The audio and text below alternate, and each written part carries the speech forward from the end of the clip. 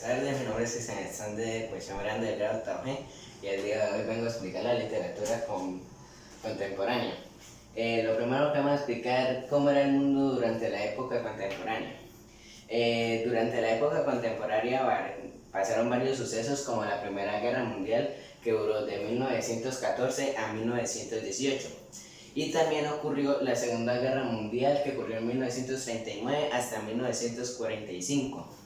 En la Segunda Guerra Mundial murieron más de 55 millones de personas inocentes debido a las causas de las bombas nucleares y enfrentamientos que tenían las dos fuentes del mundo.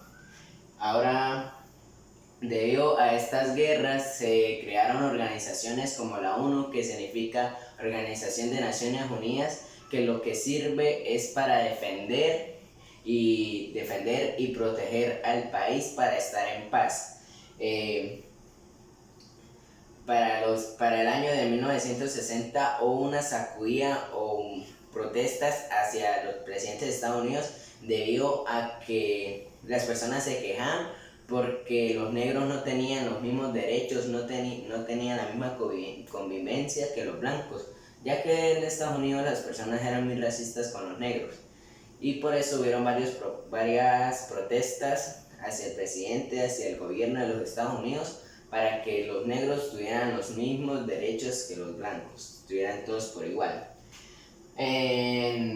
También ocurrieron varios sucesos como la caída del muro de Berlín, que ocurrió en 1989, que era el muro de Berlín, era un muro de Berlín o un muro de la vergüenza que dividía a Berlín en dos.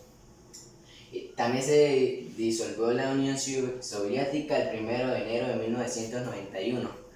Y en 1999 en España ya se hablaba sobre la nueva moneda, que era el euro. Ahora vamos a hablar sobre las claves del contexto histórico y cultural. La literatura contemporánea nació aquí en Colombia debido a las grandes luchas que tenían los dos partidos políticos que existían en esa época, que eran los libertadores y los conservadores. El primer asesinato ocurrió el 9 de abril de 1948, que fue hacia Jorge Eliezer Gaitán.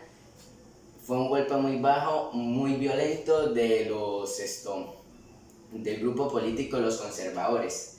El segundo asesinato fue el 13 de junio de 1953 contra un poderoso militar que también fue por el grupo político Los Conservadores. Debido a estos asesinatos se creó el Frente Político, pero para eso en 1960 empezaron a crearse nuevos grupos políticos que conocemos ahora, que se estaban rebelando, que no querían que existiera el Frente Político, y por eso varias personas crearon varios grupos nuevos. La guerrilla cometía varios asesinatos en el año 1980.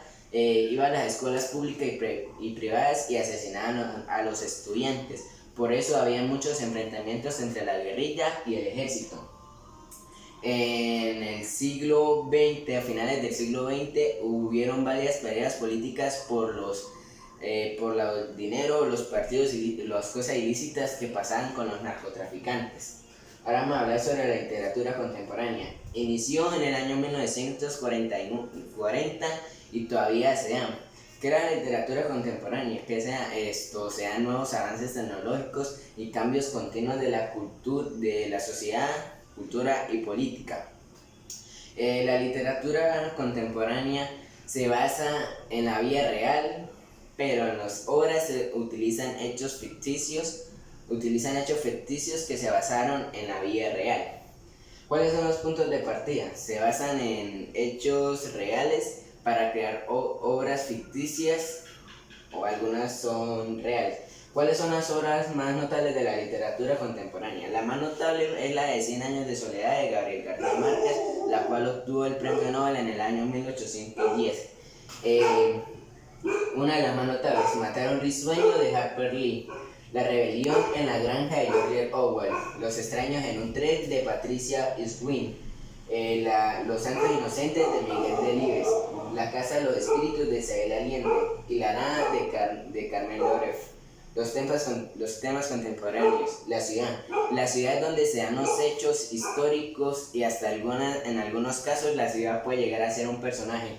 La historia. En la historia se basa en varias obras sobre la política, sobre los narcotraficantes, etc. La memoria de la generacionalidad. Varios autores se basan sobre la memoria de varias personas que cuentan el relato de lo que sucedió.